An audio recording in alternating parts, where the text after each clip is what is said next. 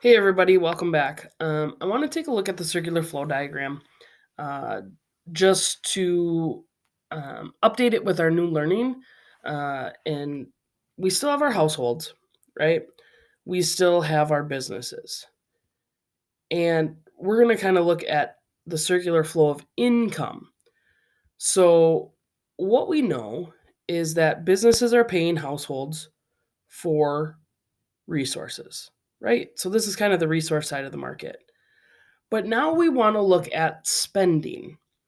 Uh, and spending from households going to businesses is going to be our consumption. Here they denote it as CD. That's not a big deal. But this is our consumption part of GDP. The money that we spend that goes to businesses. Then we've got investment spending that's coming from banks.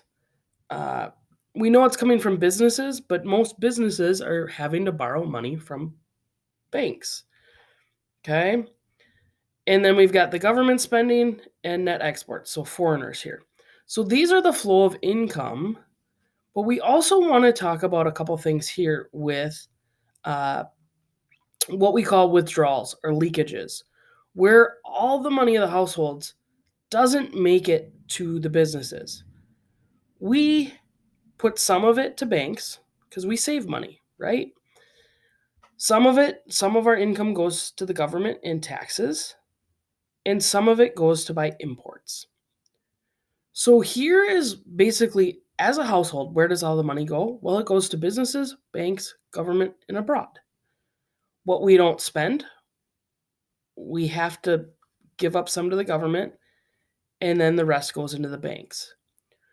Money that's in the banks, and this is going to play a vital role as we move forward, that's represents potential income for businesses to take out loans and grow their business. So, one of the things that we know about the US economy is that we're not savers. We like to pretend we are, we think we are, but we are not. Um, and so, one of the things that we'll talk about eventually is our banks are super important, and we need our banking system to be strong so that not necessarily Americans keep their money there, but we need foreigners to keep their money in the United States because the foreigners are the savers and they're the ones that we kind of rely on to have money available to lend out. Taxes go to the government's going to spend it, and that's going to flow to the businesses. And then uh, foreigner spending is this export expenditure. Just a little brief overview of this. I will reference this a lot, so make sure that you keep this diagram handy.